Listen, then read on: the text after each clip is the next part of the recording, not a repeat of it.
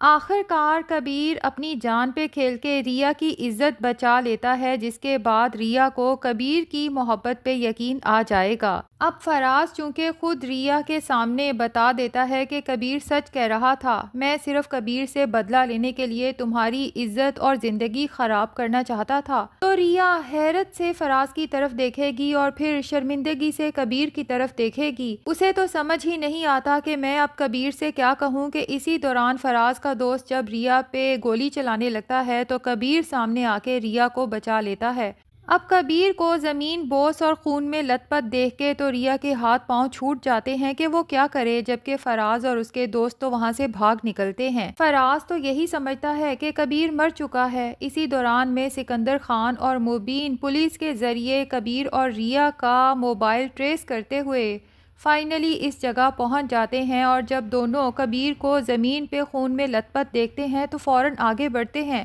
تاکہ ایمرجنسی میں اسے ہاسپٹل لے جایا جائے۔ سکندر خان تو اپنی بہن ریا کو دیکھ کے آنکھوں میں آنسو لیے اس سے پوچھتا ہے کہ ریا تم ٹھیک تو ہو نا؟ لیکن ریا ہوش میں ہی کہاں ہے کہ سکندر خان کے کسی سوال کا جواب دے سکے۔ اسے تو صرف ایک ہی فکر ہے کہ کبیر ٹھیک ہو، اسے کچھ ہو نہ جائے۔ اگر کبیر مر گیا تو ریا خود کو کبھی معاف نہیں کر پائے گی۔ مبین اپنے آدمیوں کے ساتھ کبیر کو ہاسپٹل لے جاتا ہے، جبکہ سکندر خان ریا کو گھر لے جاتا ہے، اور آسمہ جب ریا کو صحیح سلامت دیکھتی ہے تو رب کا شکر ادا کرتی ہے۔ لیکن ریا کو اس وقت اپنے بہن بھائی بالکل فیک لگتے ہیں، اور اسے بری طرح سے احساس ہوتا ہے کہ جب فراز نے اپنے منہ سے اعتراف کیا تھا کہ اس نے مجھے کڈنیپ کیا ہے تو میرے سگے بہن بھائی آخر میری زندگی اور عزت بچانے کیوں نہیں آئے، جبکہ کبیر جس کو میں نے ہمیشہ ہی جھوٹا سمجھا اور ہمیشہ وہ کیا جو کبیر نہیں چاہتا تھا، لیکن پھر بھی اسے میری فکر تھی اور وہ اپنی جان پہ کھیل کے مجھ تک پہنچا۔ ریا سکندر خان اور آسمہ سے پوچھ ہی لیتی ہے کہ آپ لوگ میرے سگے بہن بھائی ہیں نا؟ تو جب فراز کبیر کو بندوق کی نوک پہ لے کے جا رہا تھا تو آپ سگے بھائی ہو کے اس وقت کہاں تھے؟ اور روتے ہوئے سکندر خان سے پوچھتی ہے کیا آپ کو میری عزت کی، میری جان کی کوئی پرواہ نہیں تھی؟ تو سکندر خان بھی آنکھوں میں آنسو لیے روتے ہوئے ریا سے کہتا ہے کہ پرواہ کیوں نہیں ہوگی، لیکن فراز کے ہاتھوں میں پستول تھی، اور وہ اس سے پہلے کہ سکندر خان اپنی بات مکمل کرے ریا بیچ میں ہی ٹوک دیتی ہے کہ اس کے ہاتھ میں پستول دیکھ کے آپ ڈر گئے لیکن کبیر نہیں ڈرا۔ سکندر خان تو ریا کی یہ بات سن کے سچ میں دل میں بہت زیادہ شرمندہ ہوتا ہے اور کبیر کا احسان مند بھی ہوتا ہے، اور یہ سوچ سوچ کے پریشان ہوتا ہے کہ اگر کبیر بر وقت نہ پہنچتا تو پتہ نہیں وہ فراز کیا کر جاتا۔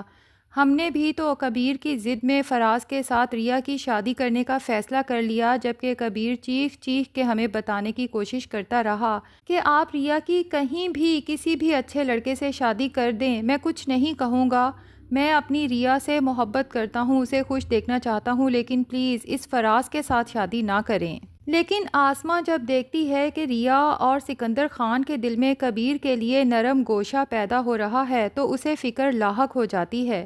کیونکہ وہ اس دشمنی کو کبھی ختم ہونے نہیں دینا چاہتی۔ اگر یہ دشمنی ختم ہو گئی تو آسمہ کا پول تو کھل جائے گا کہ کبیر تو اس گھر کا دشمن ہے ہی نہیں، اس نے اگر ہمارے باپ کا قتل بھی کیا ہے تو اس کے پیچھے ساری سازش آسمہ کی ہی تھی۔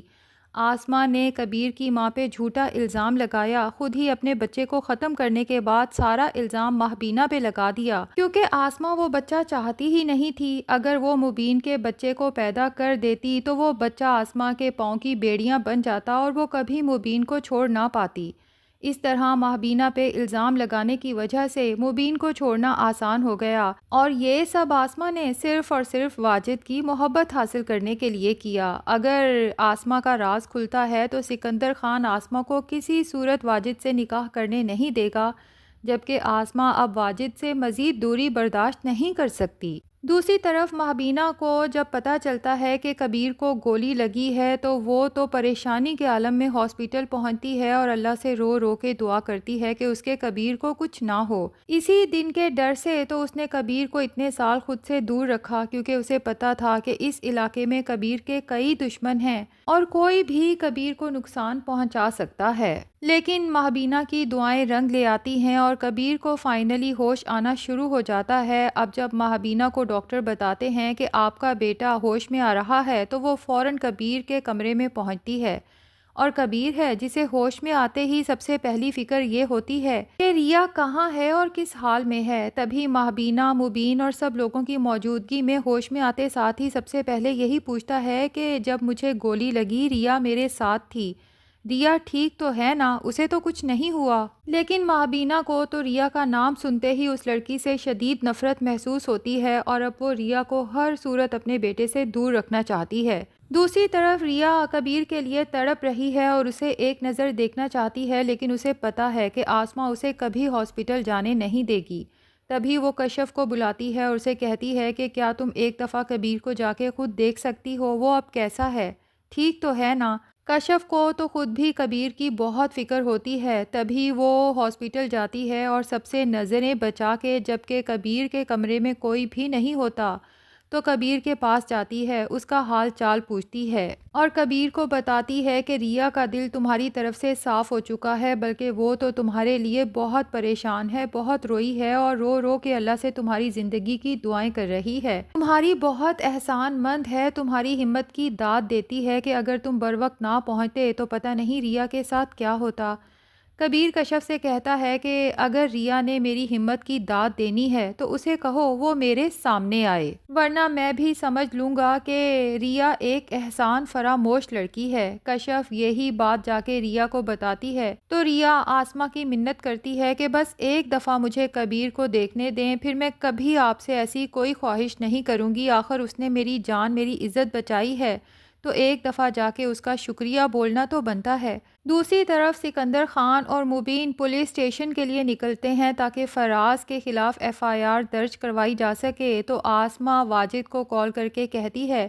کہ تم نے سکندر خان کے ساتھ رہنا ہے اور ایک بات یاد رکھنا کہ سکندر خان کے دل میں کبیر کی نفرت کو کم نہیں ہونا چاہیے، ورنہ ہم دونوں کا ملنا ناممکن ہو جائے گا۔ اب سکندر خان مبین خان کے ساتھ فراز کے خلاف FIR درج کروا کے جب پولیس اسٹیشن سے نکلتا ہے تو سوچتا ہے کہ مجھے ایک دفعہ کبیر کو دیکھ کے آنا چاہیے۔ واجد جب یہ سنتا ہے تو سکندر خان سے کہتا ہے کہ تم کبیر کو کیوں ملنا چاہتے ہو جبکہ وہ تمہارے باپ کا قاتل ہے، کیا تم بھول گئے ہو؟ جس پہ سکندر خان کہتا ہے کہ اب تک تو وہ صرف ایک قاتل تھا، لیکن اب کبیر خان نے میری بہن کی عزت کی حفاظت بھی تو کی ہے، اس بات کا شکریہ ادا کرنا بہرحال بنتا ہے۔ تو واجد طنزیہ سکندر خان سے کہتا ہے کہ شکریہ تو ادا کر ہی رہے ہو، اس کو گلے لگا کے دوست بھی بنا لو۔ دوسری طرف ریا آسماء کے ساتھ جب کبیر سے ملنے ہاسپٹل پہنچتی ہے اور ویٹنگ ایریا میں بیٹھی ہوتی ہے تو مہبینہ وہاں پہنچ جاتی ہے اور ریا پر چلانا شروع کر دیتی ہے کہ تم میرے بیٹے سے ملنے آخر کیوں آئی ہو؟ جب سے تم میرے بیٹے کی زندگی میں آئی ہو تب سے میرے بیٹے پہ ایک کے بعد ایک مصیبت آ رہی ہے، آخر تم میرے بیٹے کی جان چھوڑ کیوں نہیں دیتی؟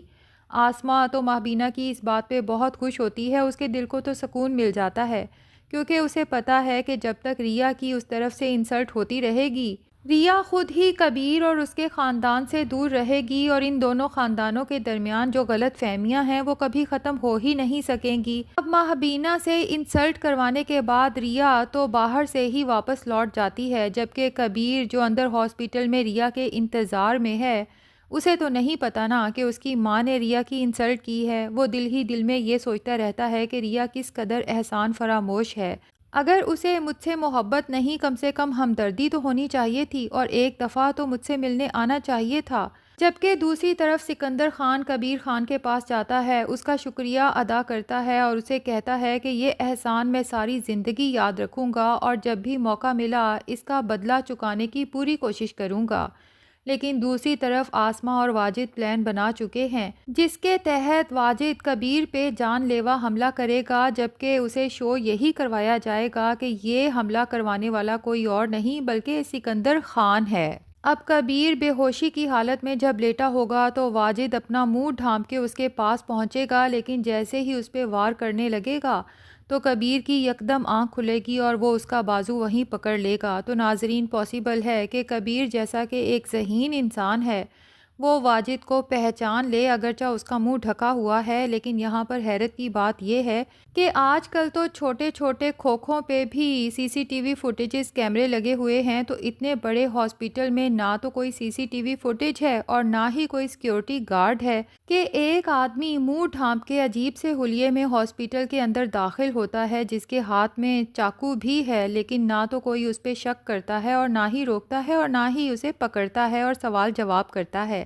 تو ناظرین، آپ کو یہ ڈرامہ کیسا لگ رہا ہے کمنٹ سیکشن میں ضرور بتائیں۔ ویڈیو پسند آئی ہے تو لائک اور چینل کو سبسکرائب بھی ضرور کر لیں۔